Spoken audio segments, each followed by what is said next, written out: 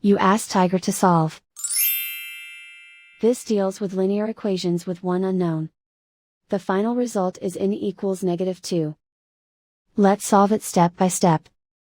Simplify the expression. Expand the parentheses. Simplify the arithmetic. Multiply the coefficients. Swap sides.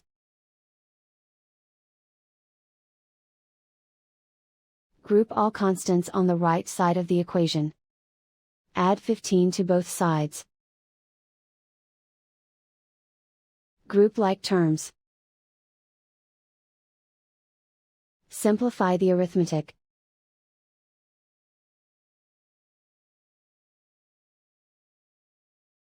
Isolate the n. Divide both sides by 25. Simplify the fraction.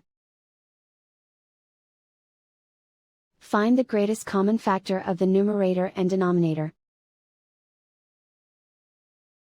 Factor out and cancel the greatest common factor. And so the final result is n equals -2.